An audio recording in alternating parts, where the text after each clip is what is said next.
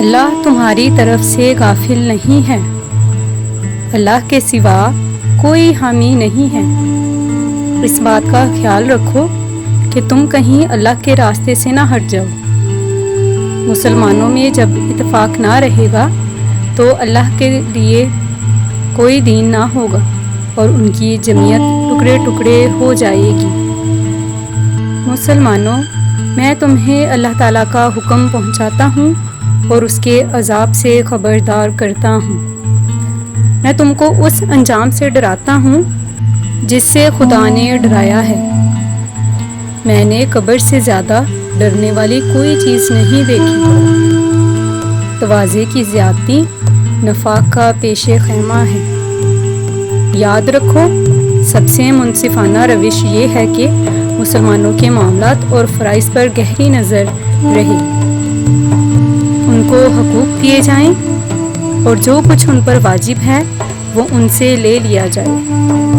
مسلمانوں کو چاہیے کہ اپنے دشمنوں پر غلبہ حاصل کریں۔ جس نے اللہ کی کتاب کو رہنما بنایا وہ گناہ سے محفوظ رہا اور وہ بہتر آدمیوں میں سے ہوا۔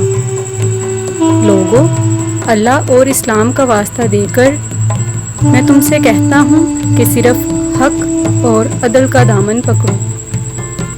مسلمان کے ہاتھ سے وفا کا دامن نہ چھوٹے۔ ایسی کوشش کرو کہ تمہارے نیک اعمال تمہاری موت سے پہلے واقع ہوں۔ موت کے بعد تو کوئی عمل نہیں کر سکتے۔ مسلمانوں، تم کو وفا کا خیال رہے۔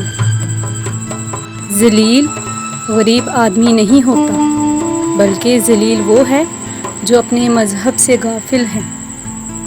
جس نے لوگوں کا حق نہ پہچانا، اس نے خدا تعالیٰ کا حق بھی نہ پہچانا۔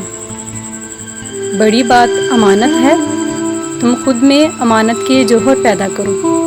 خلاف امانت کارروائی میں پہل نہ کرو کہ بعد والوں کی کارروائیوں میں شریک گنے جاؤ۔ بڑا معاملہ امانت کا ہے، تم اپنے آپ میں امانت کے اوصاف پیدا کرو۔ تمہاری روش امانت کے خلاف نہ ہوگی۔ خاموشی غصے کا بہترین علاج ہے۔